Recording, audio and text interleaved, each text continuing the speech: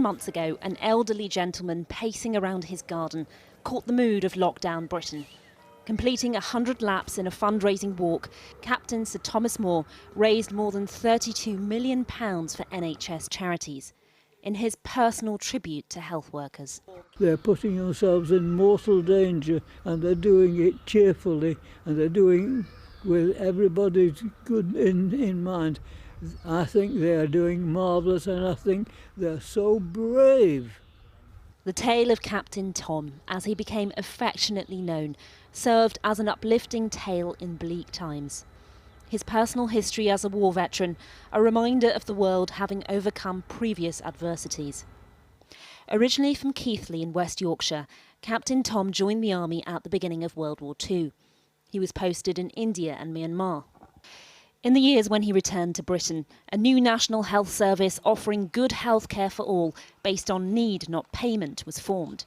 But Captain Tom could remember what it was like without the NHS. When I was small, if anything happened to you, you had to pay. At one time I was 12, I fell off my bicycle and cut my face, and my mother took me to a doctor, and he put some stitches in it. He did all that was necessary, but my mother had to pay. His charity fundraising efforts began aiming to raise just £1,000. As millions flooded in, many more were inspired. Young and old started sponsored skips and walks outside their own homes. To celebrate Captain Tom turning 100, tens of thousands sent him birthday cards. Among them, the Queen, who followed up with a knighthood in a special ceremony over the summer. I'm absolutely overawed by the fact that this is such a high award that such to get, and from Her Majesty as well. What more can anyone wish for than that? That has been absolutely magnificent. And in December, British Airways offered Captain Tom and his family free flights to Barbados, a holiday which prompted some criticism and questions over whether he should have travelled. At the weekend, his daughter announced he'd been admitted to Bedford Hospital with pneumonia, having tested positive for COVID. And despite many well-wishers rooting for him, Captain Tom passed away this afternoon. Tonight, the flag at Downing Street has been lowered as a mark of respect, with the Prime Minister describing Captain Tom as a national inspiration and a beacon of hope. Tributes too from the Queen and other national figures. He was a man with such courage and such vigour making the most of life. It's a sad day of his passing. Captain Tom's family said they were grateful to be with him in his last hours, adding, while he'd been in so many hearts for just a short time, he will stay alive in our hearts forever. Well, the author, Sir Michael Morpurgo, gave a glowing endorsement to the children's book 100 Steps, which Captain Sir Tom More published last autumn, describing him as a great and good man who lived life to the full. He joins me now also with Ellie Orton, who's the Chief Executive of NHS Charities Together. Ellie Orton first. He raised an absolutely eye-watering amount for you, didn't he? That's really his legacy, isn't it? Absolutely incredible amount of money, £33 million, and with gift aid that goes up to nearly £40 million for our NHS Charities Together COVID appeal. And it isn't just the fantastic and phenomenal money that he raised himself, it is really the inspiration that he has been to so many people across the country to take up their own challenges and fundraise as well. So, people from walking just a few steps to running marathons and swimming lakes, and all of that, those funds are making a significant difference to the NHS right now. He was absolutely inspirational. Just if you can, knowing what you know of him, can you describe him in a sentence? It's the incredible optimism and hope that he brought, but also his humility.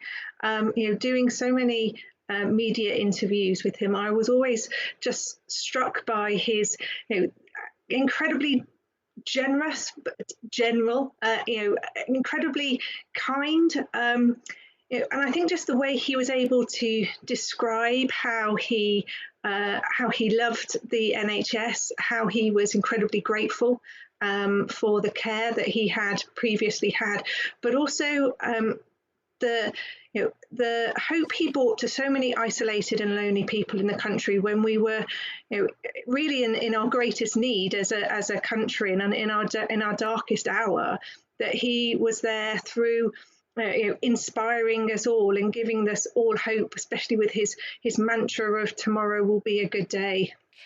Ellie Orton, thanks very much for joining us. Let me turn now to Sir Michael Morpurgo. What does his death mean to us all?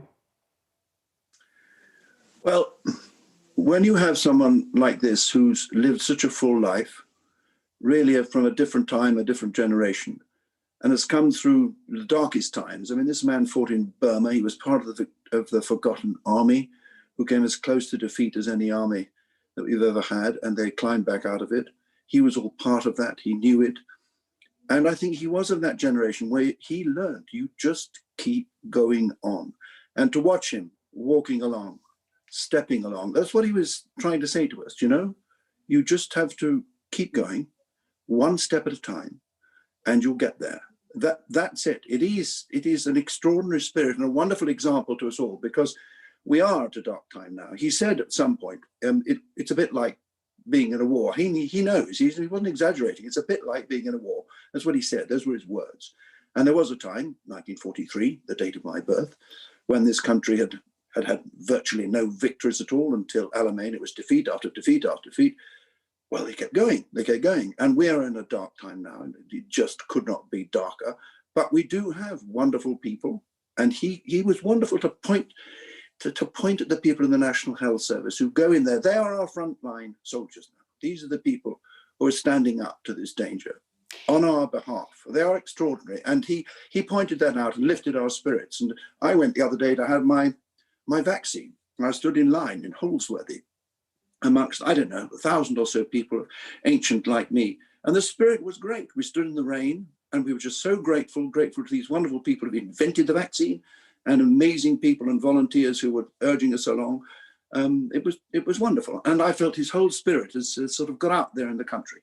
It is so hard, though, isn't it, to stay hopeful? I mean, his mantra, tomorrow will be a good day, inspired so many. It does feel hard at the moment, doesn't it? Even bleaker now than it was in that cruel April last year. How do you personally, deal with that inspiration, trying to keep hopeful?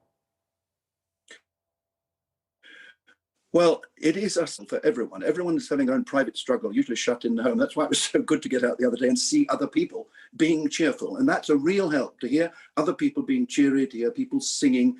And then I remember seeing an image of him, which has stayed with me. It will be the lasting image for me, of him sitting in his chair with his blanket half around him and his medals. And he was punching the air with his fist. And I thought, well, that is what we've got to do. We've got to keep going on. We've all got families we want to see. We know the news is bad every single day. But we just got to keep going. And that's what he taught us. And that's why I think at the end of the day, we all see him as the grandpa of the nation, really. I mean, I'm a grandpa and he's my grandpa.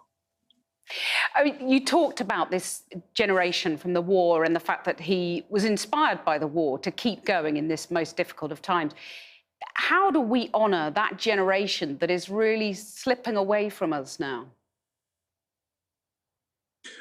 Well, I don't think it's by just wearing a poppy one day a year. That's great as a nudge or reminder. I think what's really important is that we tell the story. We have to know the story of where we've come from, of the wars, of the bad times, of the good times. We have to know our own story. And I think history is the key to education, really. And I think we've got to understand that we cannot grasp the world around us, all the complexity of what we're living through at the moment, unless we have some idea of where we've come from. And he was the living symbol of our history. So, Michael Morpurgo, thanks so much for joining us.